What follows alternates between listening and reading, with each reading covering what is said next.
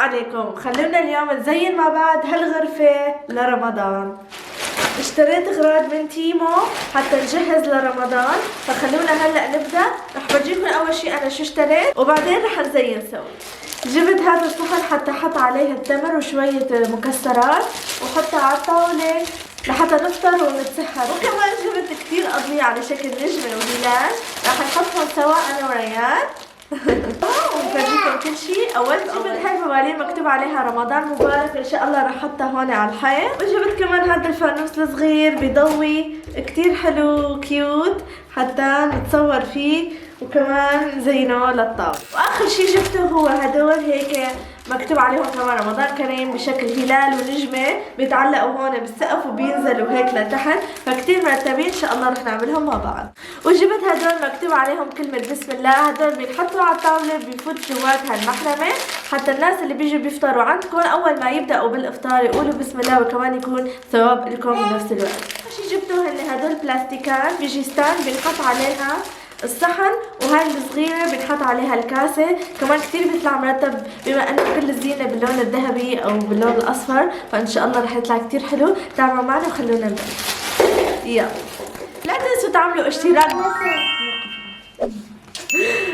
تعملوا اشتراك بالقناة وتحطوا لي لايك. عم اتعب كثير بالمحتوى، بحاول اعمل لكم فيديوهات حتى انتم تنبسطوا فيها وتستفادوا، وكمان فرجيكم الاجواء الرمضانية وتجهيزاتنا لرمضان. فخلونا نبلش. يلا نحن هون بألمانيا ما بنحس كتير بالأجواء لما يجي رمضان والعيد، فبنحاول نحن بقدر المستطاع إنه من البيت نعمل أجواء ونعلم الأولاد هاي التقاليد اللي نحن ربينا عليها. فلهيك أنا كتير حابة إني أعمل زينة وأفرجي ريان وديار حتى يعرفوا إنه هدول عاداتنا وتقاليدنا، وهيك نحن ربينا، وعنا رمضان وعنا عيد وعنا أعيادنا نحن المسلمين حتى ننبسط ونحتفل فيها مع عائلاتنا وأقربائنا.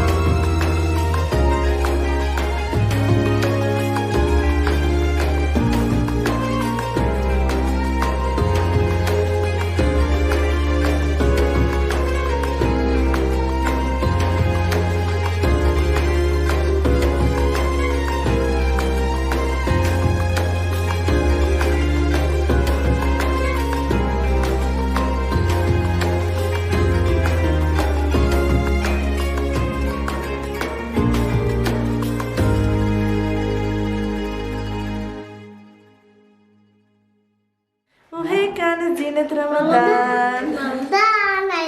هيصير البلاء رمضان مبارك،